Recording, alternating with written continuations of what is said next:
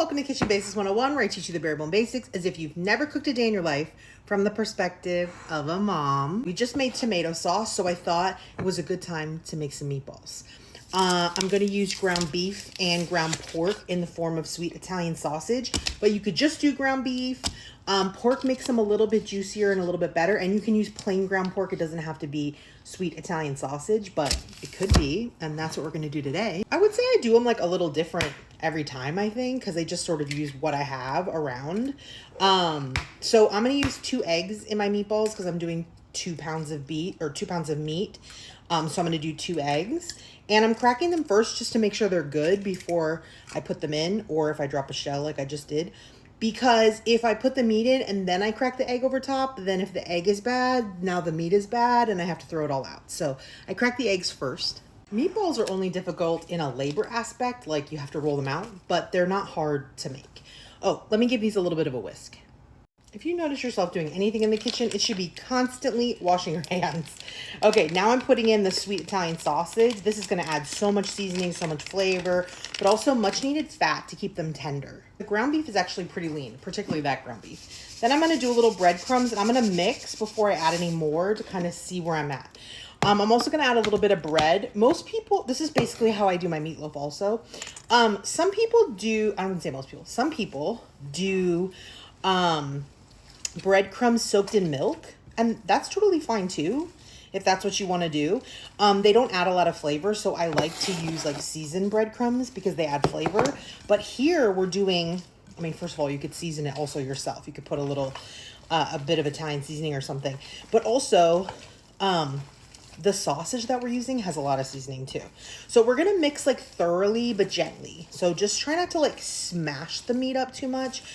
It's not like you can get meat to be like light and fluffy like you could butter or like a baked good, but you don't want to like overly like smash it down. You want to try to give it just a gentle treatment while also giving it a good mix. And I know if you're squeamish, you can wear gloves.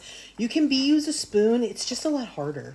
Meat comes together really quick when you use your hands. So you're probably going to have to get your hands a little bit dirty for this because we're also going to make the balls, but you can totally use gloves.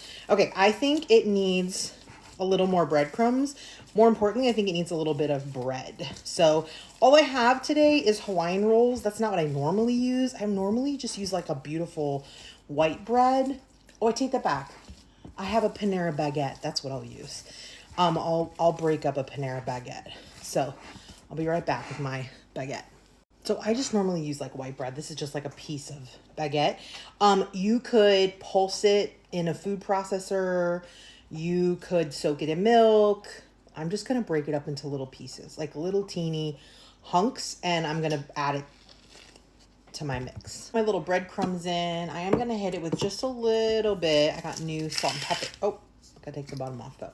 Just a little bit of salt and a little smidge of pepper.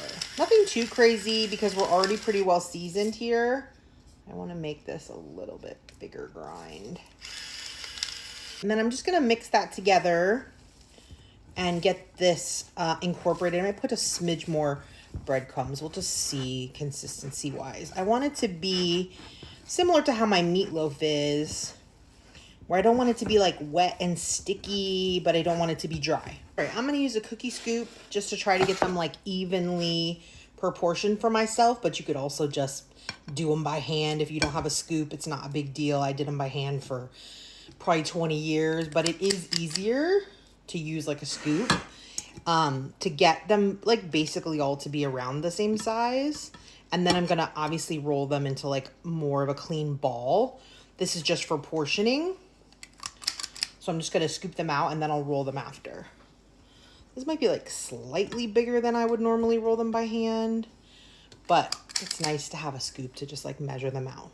This isn't all of them, but I just wanted to show you. So then I take each individual one and I just gently, don't squish, just really super gently roll it between the 2 palms of your hands. You can wear gloves if you want. That's a good size of meatball, huh?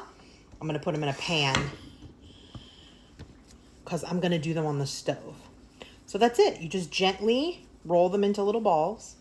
See, not hard. It's just that you have to roll them all. So, you know, That's the only pain of it. So let me roll like a million balls and I'll be back.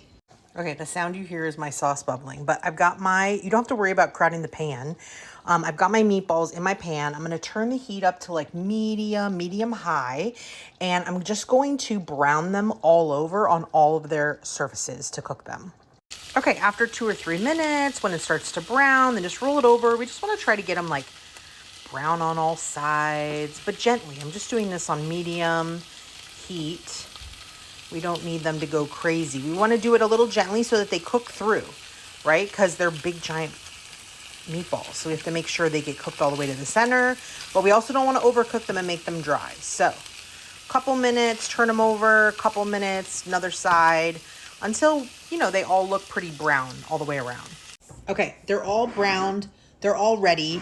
I'm not ready to eat, so I'm just leaving them out for a little bit, waiting for the rest of my components of dinner to come together.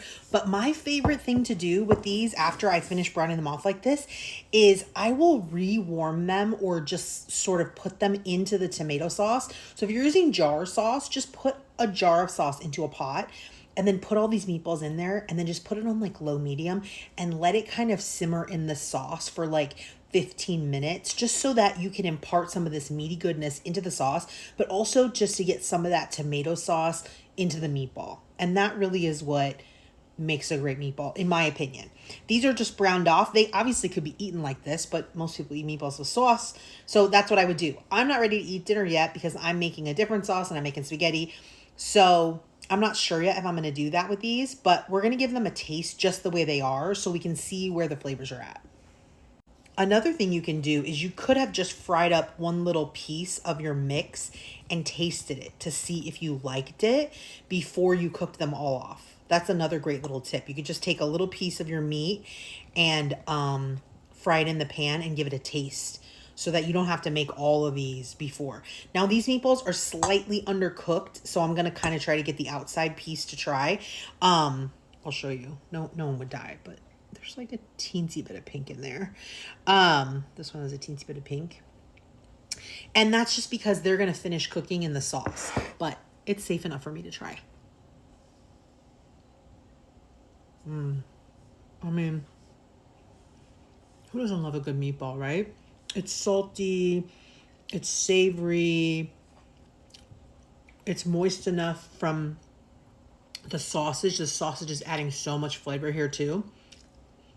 And look, it's an army of them. It's enough for everyone.